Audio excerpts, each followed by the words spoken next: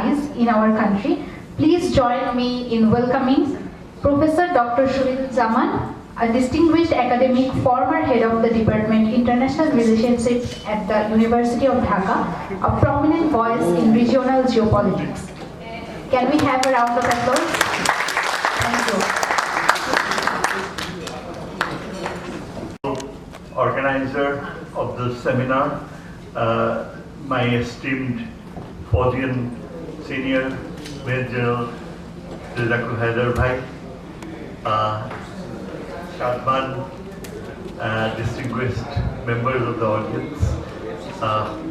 Well, last but not the least, I try to make some sense out of the time that I have for me. Now, I am very impressed by the fact that for the first time in Bangladesh, we have a specific Institute of Geopolitical Studies. We have had so many institutes on so many different aspects of international relations, mainly related to peace studies, development studies, security and all that. But to say that you are going to specify your focus on geopolitics, it means that you assume a huge responsibility. The way we address geopolitics in current times, it's become quite a practice to apply the term geopolitics in each and every aspect of foreign policy. We see even businessmen talking about geopolitics whenever they talk about foreign policy. But it has a very clear-cut applicability which is quite distinct within the realm of political geography. As I had my last 44 years of teaching in Dhaka University since 1978, I had come across colleagues from the Department of Geography, and one of the most respectable that I remember, who is no longer in this world, was one Dr. Shams, who had his doctorate from the University of British Columbia in Vancouver, and had been my friend, 8 years my senior, but we were so close in academic terms since 1982-83, when he had spent a lot of time teaching in Malaysia and had joined Dhaka University direct as an associate professor. Now, Dr. Shams, although he was focused on mainstream aspects of political geography, he had a very fascinating vision of what I would consider is mainstream geopolitics. Now, it was his perception that really had drawn me closely to the idea of what we call the pioneer lands. He introduced to me the idea of pioneer lands within the realm of geopolitics, and impressed upon me when we used to spend evenings walking at the mall of Dhaka University, that huge green space between the Arts building and the Registers building, a sprawling space. And in the early 80s, it was all very green, and we used to spend evenings walking up and down, and he would often discuss political geography, which was his field, and on which he had spent so many years. Now, what really impresses me about political geography and consequently geopolitics is that geopolitics is an extension of political geography. It's something like geographical determinism, that you apply the tools of political geography on a conscious policy approach on certain aspects that may not be ethically righteous, but that may make sense because of geographical determinism. Now, and you may be familiar with the fact that it was Rudolf Zilling, a Swedish geopolitician, who is considered the father of modern geopolitics. Back in 1918, he was the one in that age of colonialism. He introduced the idea of geopolitics where he applied it on a state, colonial state, saying that a state is like a living organism. Either it expands or it shrinks. So this was a perception of pure expansionist idea of geopolitics, and no wonder that this was in the aftermath of the defeat defeat of Germany in the First World War, when the Emperor Kaiser Wilhelm, who had forced Germany to launch the First World War, based his ideological faith on Germany requiring more living space. More living space in those days of colonialism, where Germany was the last colonial power in Europe perhaps, to ask for living space, more territory at a time when other colonial powers would simply deny any space to it. And that's why, the German concept of Lebensraum, living space, was introduced by Emperor Kaiser Wilhelm, and it was in this context that the idea of geographical determinism emerged. Many years ago, in the 1990s, a German general had come to visit our Defense Services Command and Staff College. And he, as I was told by the commandant at that time, that he was the one who came and revealed to our officers that your problem in this country is just like the way it was for Germany during the First World War, that you require living space, Lebensraum. That's what you are deprived of, and that is where you should look at. This is exactly the perception that my colleague Dr. Shahiduzzaman had tried to impress upon me.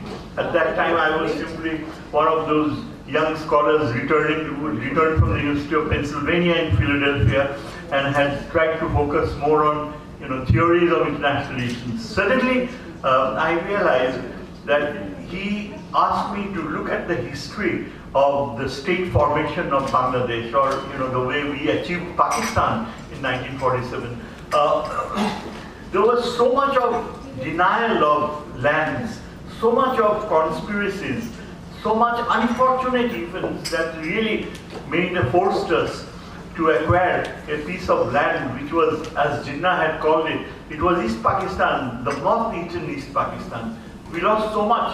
In the West Pakistan was fortunate enough to have Lahore, and it really lost parts of Punjab. But in the East, we had lost massive amount of lands because of the unfortunate events that took place. Excuse me. Now, in 1940, Sher-e Bangla, if you remember, he introduced the Lahore Resolution, and even today in Pakistan, in Lahore, you can see the Lahore monument. It's written in Bangla that you have a separate state in the east with East Bengal and Assam. The expression Assam is so important for us because when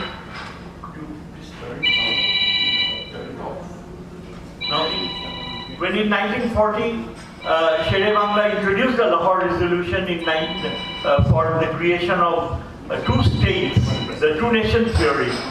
That was the beginning of the march of Pakistan. That was the beginning of creation of recognizing the fact that Hindus and Muslims were two separate nations. And then in 1946, Hossein Sarwardi, the Prime Minister of Bengal, he got Jinnah's permission, the green signal as it is called. This was written by the two French journalists who wrote O Jerusalem just months before Mountbatten was killed in a terrorist attack. Mountbatten was interviewed, and in his interviews, there is a small book of interview of Mountbatten just months before he was killed. And there he mentions that Jinnah had given Sarwardi, along with Mountbatten, the green signal to try for the creation of Bengal and Assam as a separate state. Unfortunately, many of you would know that when Jinnah trusted Hindu friends like the brother of Subhash Chandra Bose, and there was Mr. Abul Hassan, a great politician of those times, and a time when the Muslim League was in majority in Bengal. He tried in the Bengal Parliament, Bengal Constituent Assembly, the referendum was taken for Bengal and Assam together as an independent state, with the approval of both Jinnah and Mountbatten. Unfortunately, the Hindus stabbed him, Sarwardi, on the back, and he simply, even today, I shudder to realize how could have Sarwardi trusted the Congress or even, Gandhi and Nehru, that they would approve of the creation of Bengal and Assam together. It was the Hindus in Calcutta who voted against it, and that really was the turning point in acceptance of Sarwardi. There was Mr. Hamidul Haq Chaudhry, the founder of the Observer Group. He was the Muslim League Council in the Radcliffe Commission. And Hamidul Haq Chaudhry is known to have repented, that had Sarwardi been there in the Radcliffe Boundary Commission, then we would have never lost Assam. East Pakistan would have included Assam, but it was because Sarwardi was not included. I don't even know today, I couldn't find records to prove why Sarwardi stayed away from any role in the partition as a legal counsel for the Muslim League in the Radcliffe partition. And Hamidul Haq Chaudhry remarked that had Sarwardi been there, his arguments vis-a-vis the ICS officers would have been so powerful, so effective, that Assam would have never been denied. Just imagine what a rich state, even as East Pakistan, if Assam was included, we would have become self-sufficient. And then there were those events like the Tripura, the Maharaja of Tripura came and waited in what is the Bangla Academy building. For 7 days he was waiting. And Shere Bangla approached Jinnah that, Tripura, the Maharaja of Tripura wants an audience. Tripura wants to join East Pakistan. Jinnah simply wouldn't have the time for it because he knew he was dying very soon. These were his last days, and it was too late now. The same thing happened to the Rohingya delegation that came to Dhaka. And again, Shere Bangla, Fazlul Haq, approached Jinnah. But Jinnah said that, listen, it's too late now. Jinnah was more concerned about getting it through. He was not sure whether Mountbatten would play tricks or whether there would be something in the mind of Gandhi and Nehru to sabotage the partition.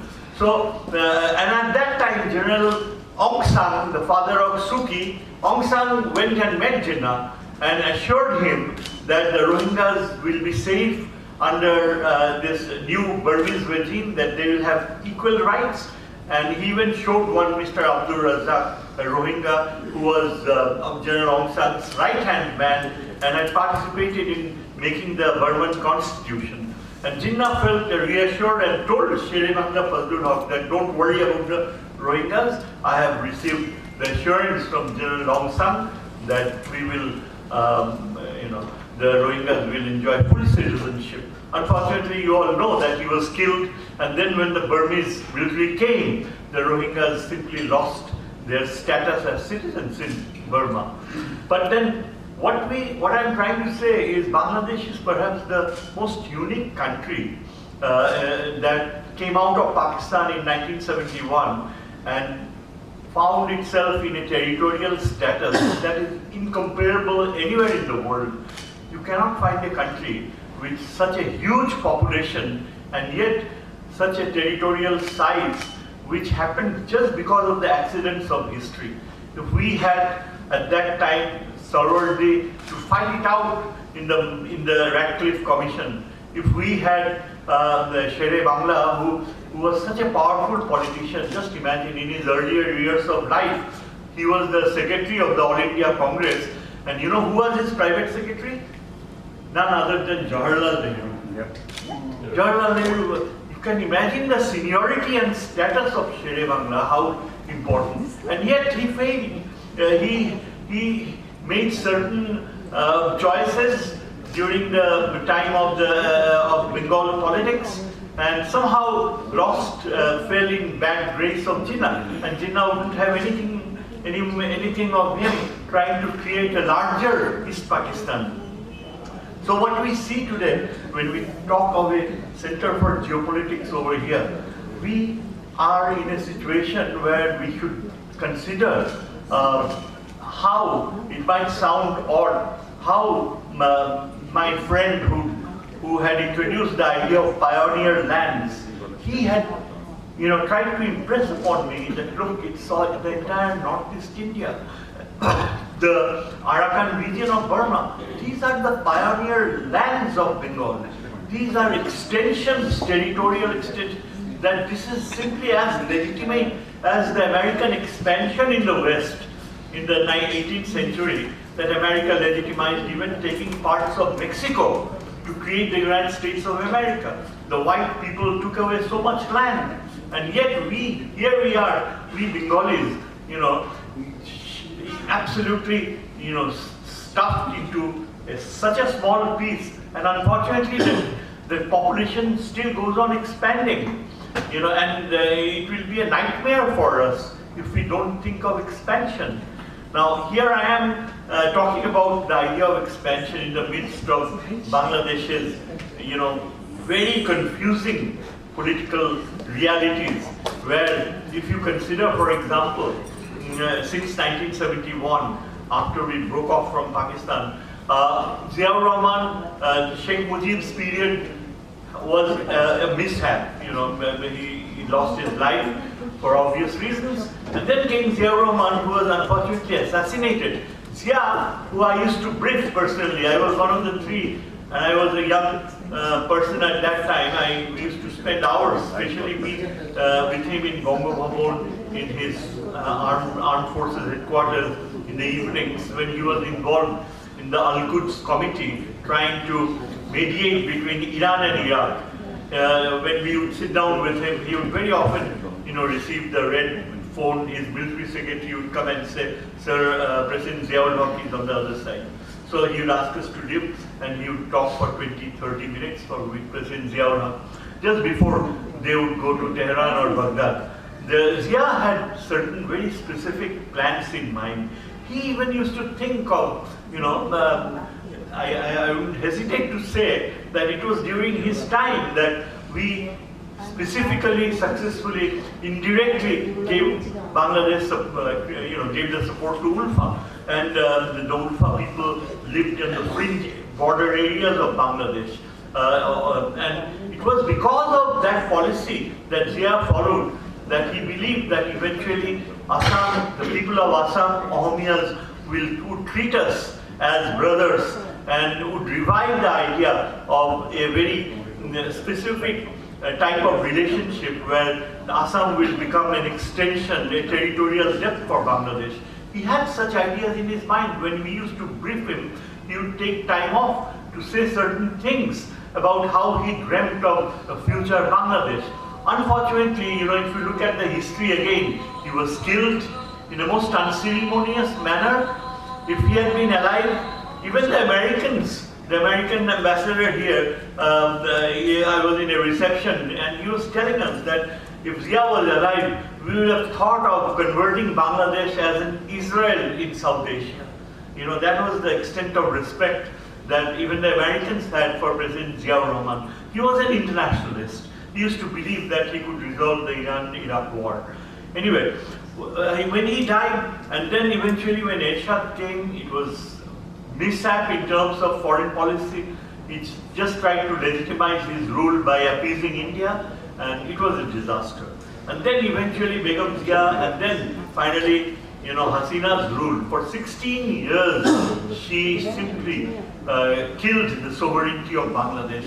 She was about to join the idea of an Akhand Bharat.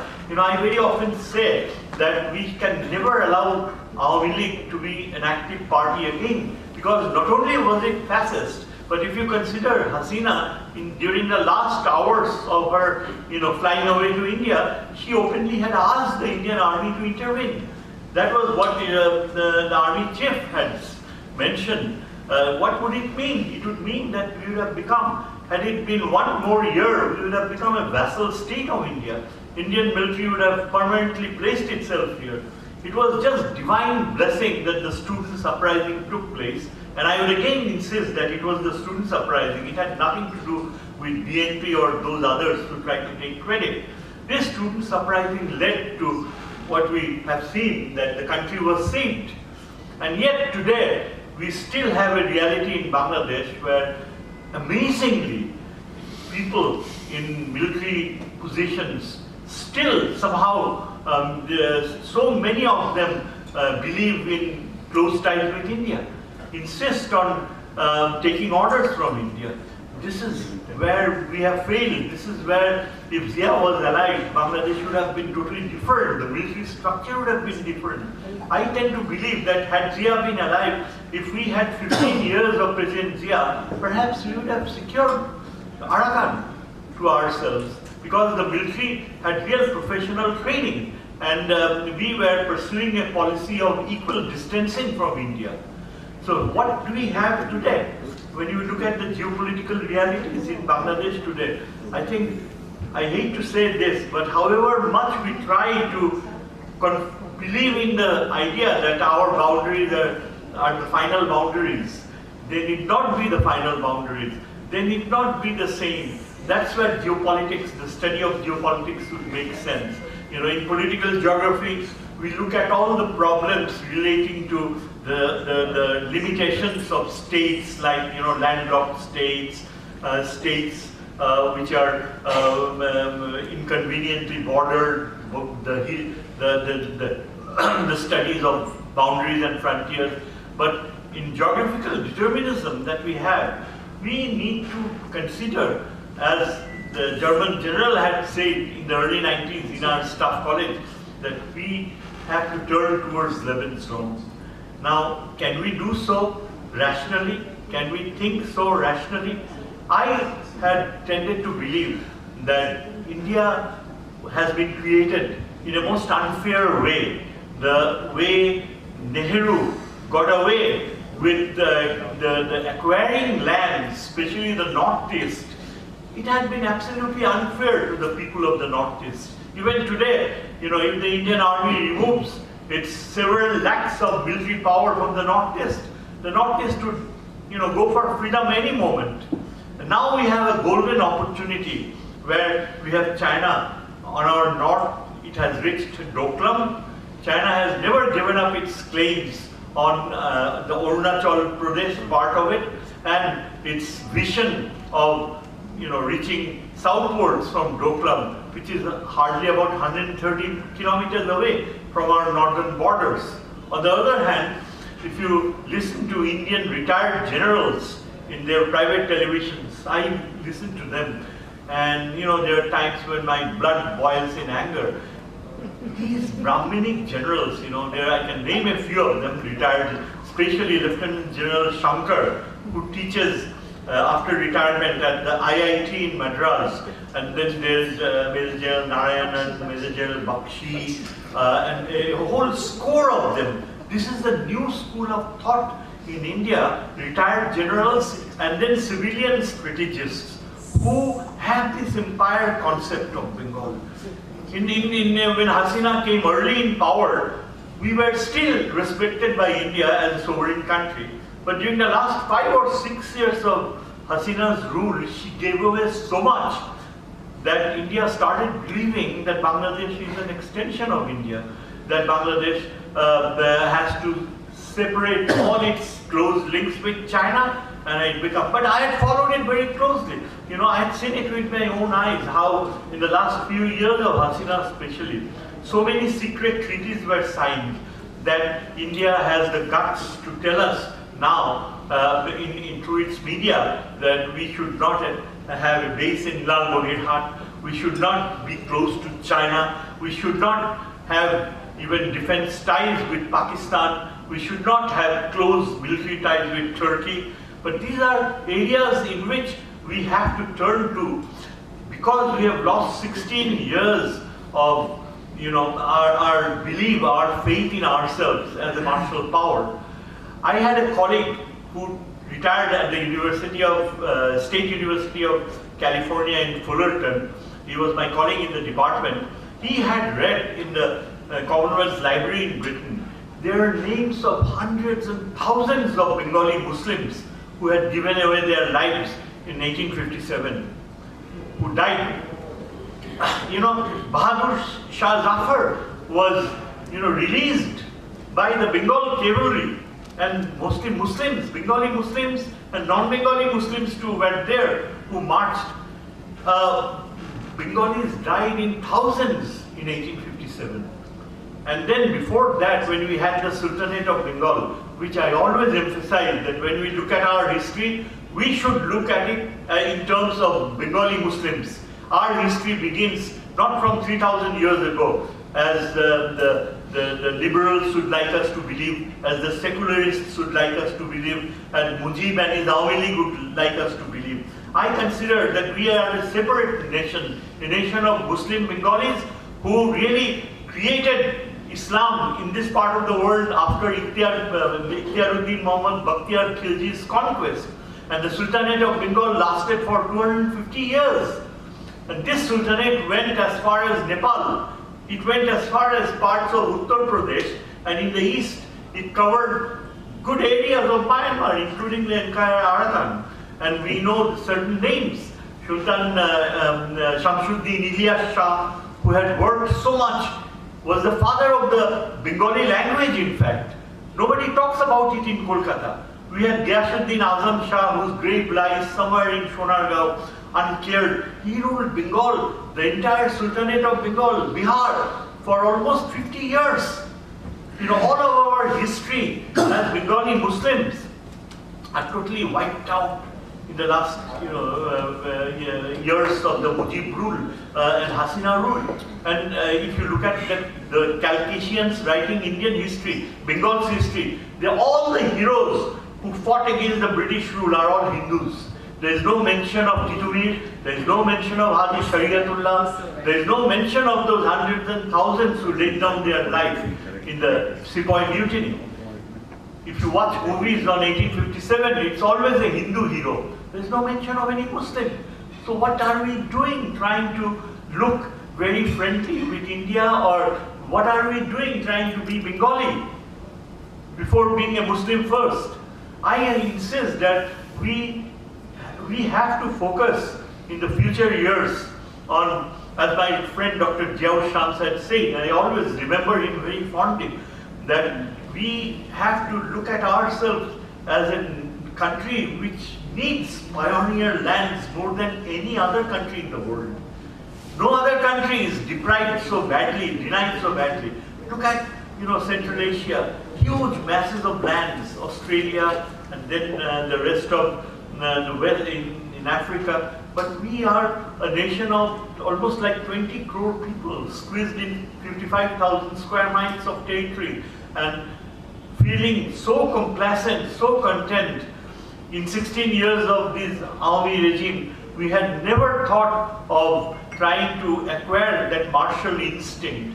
Look at our attitude towards Myanmar, towards Rakhine.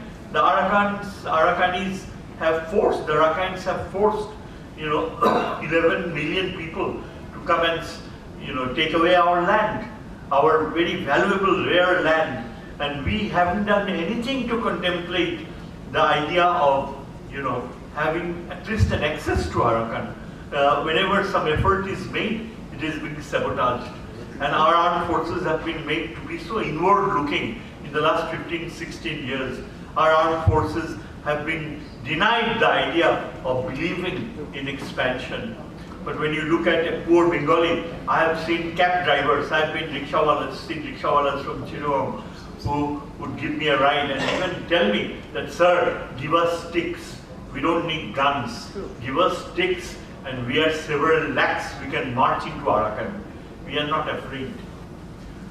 This is the attitude of poor laborers, Bengali laborers from Noakhali, Chittagong, Kumilla, all those regions. They like to see that we have greater expansion of our land. So that is where I think geopolitics is so vital for our future. I hope that the Center for Geopolitical Studies would look into areas where we don't have to feel ashamed of considering the injustice that has been done to East Pakistan at the time, both by Jinnah and by Nehru. Of course, our leaders, Shere Bangla and Sarwardi, both of whom were so important in Pakistan's politics, Pakistan's early years, they are also partly to blame because they had not reinforced claims that were very valid. You know, Assam was given to India like a platter. This is what is said by a Calcutta University political science professor. His name is Jyotirindra Dasgupta. I read an article by him, the Indian Economic Weekly, where he says that we received. That is where, you know, geopolitics, this Institute of Geopolitics, I hope will do some work towards perceiving the ideas of recreating the statehood of Bangladesh in a new manner. Thank you. So, I have a question with you. You said that, and I'm sure you were a part of this time zero. At that time, if I was in the army, and I don't know it, settlers, or let's say from mainland, people settled in stone tracks. And these settlers were given weapons so that the Mongoloids could not attack the Bengalis.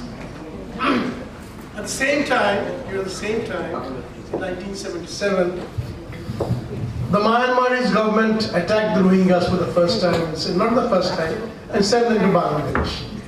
It was again President Ziaur Rahman and you all who had warned Myanmar, you send us one more Rohingyas, we'll send them back armed with 2 weapons.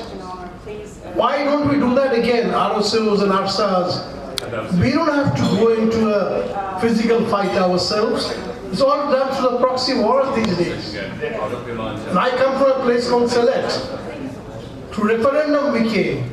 And I know Karimganj, I'm from Karimganj. It's a Muslim majority. There are many Muslim majority pockets all around Bangladesh, which I wrote in why I was taken. That Mountbatten and Edwina Curry, his wife, and Nehru, that the map of Bangladesh was drawn by, not by Redcliffe, but over the bed of Edwina Curry and Nehru. Thank you, sir. Yeah, that's very relevant. You know, at that time, of course, Bangladesh's military strength was better off than Burma. Right now, it is said that in comparative terms, we are not really in a sound position, and understandably so. We don't have any air power. We are contemplating, we are thinking of, you know, gaining some power. For that, I keep on writing and writing that, you know, Lalmonirhat, although it's so close to the border, and it may be within the artillery range of Indian gunfire, but the thing is, we can make Siliguri corridor come within the range of Bangladeshi gunpowder, artillery power. If we develop, the Chinese, as I have been told, are very important in developing the Lalmonirhat base. And this is already, the infrastructure exists, and we could create a very powerful defense structure if we develop the North Bengal area in terms of aerial power. Pakistan and China have common mechanisms of including Bangladesh in an air umbrella. I have read in newspapers that Pakistan is interested to offer a security treaty with Bangladesh, and we should grab it. We should have gone ahead and really realized that Indian intentions are extremely dangerous. We simply are so complacent, we don't even realize that these Indian retired generals, if you just turn on the Indian podcasts, they spend hours discussing, and the main focus is how to take away part of Rangpur in North Bengal to expand the Siliguri corridor by another 30 miles. They are very interested to take away northern part of Rangpur, and also they want to cut us off in Feni. You know, that place where they want to have an access. Tripura will have an access to the sea at the cost of our entire southeast.